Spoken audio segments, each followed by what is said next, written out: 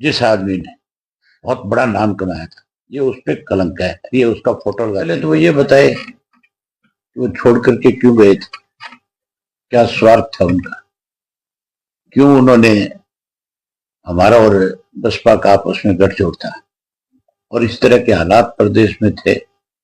हर Indian National Lokdal party के कार्यकर्ता के मन में ये बात थी कि अब की बार हम सत्ता में आएंगे, राज बनाएंगे। इन्होंने अनुशासनहीनता क्यों करी और क्यों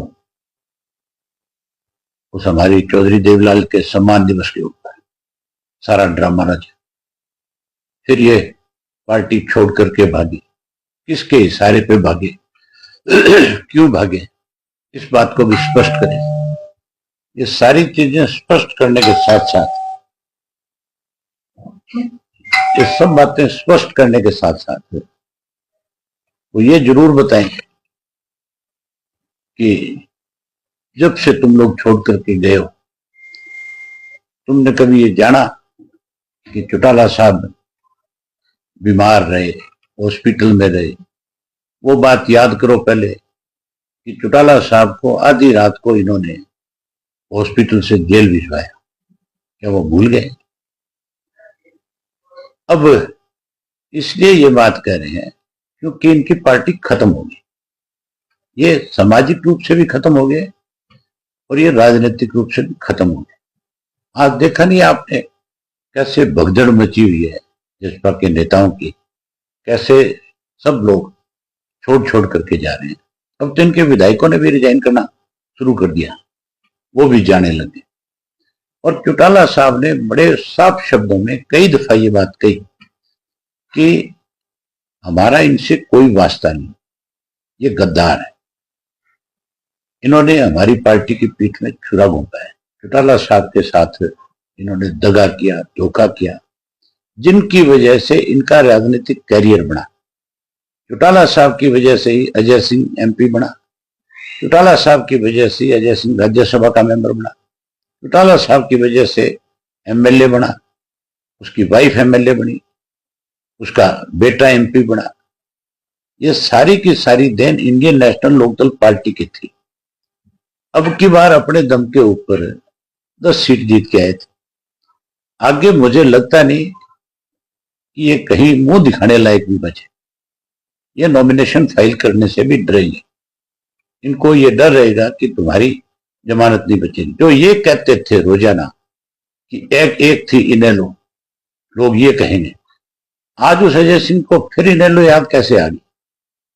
आज वो फिर ये कैसे कहते हैं कि हमें बुलाए तो आज हम चले जाए? उनको कहो कि तुम्हारे जो बोल थे, जो शब्द तुमने बोले थे, पहले उनको ध्यान दो कि क्या कहा था। तुम किस बेशर्मी पे चले गए थे, तुमने किस तरह से इस प्रदेश को दोनों हाथों से लूटने का काम किया। अब जब तुम्हारा असली चेहरा बेनकाब हो गया, अब जब तुम कहीं जाते हो तो लोग तुम्हारा विरोध करते हैं, लोग तुम्हें घुसने नहीं देते, लोग तुम्हें इतनी भद्दी भद्दी गालियां देते हैं जिनको मैं भी अगर देखता हूं सोशल मीडिया पे तो मुझे भी बहुत शर्म आती है कि किस परिवार को कौन किस तरह की गाली दे रहा है। एक वक्त था कि चौधरी देवलाल के परिवार का अगर कोई नाम ले लेता था गलत तो लोग उसका गला पकड़ लेते थे, और इनकी वजह से आज सारा दिन लोग गालियां देते हैं। ऐसे लोगों के लिए इंडियन नेशनल लोकदल पार्टी में कोई जगह नहीं है। चौटाला साहब के पास भी इन लोगों की कोई जगह नहीं है। चौटाला साहब तो अनेक बार प्रेस के लोगों ने उनसे पूछा कि क्या दुष्यंत को आप अपनी पार्टी में शामिल करोगे, उन्होंने साफ मना कर दिया था कि नहीं, कभी नहीं हो सकता। ऐसे लोग जिन्होंने पार्टी को तोड़ने का काम किया, जो स्वार्थी थे, जो बेईमान थे, जिन्होंने लूटने का काम किया है, हम ऐसे लोगों को अपनी पार्टी में नहीं लेंगे। ये अनुशासनहीन लोग थे। ये नई बात थोड़ी थी अजय सिंह के लिए, ये तो बहुत पहले से इस तरह की चीजों में इन्वॉल्व था।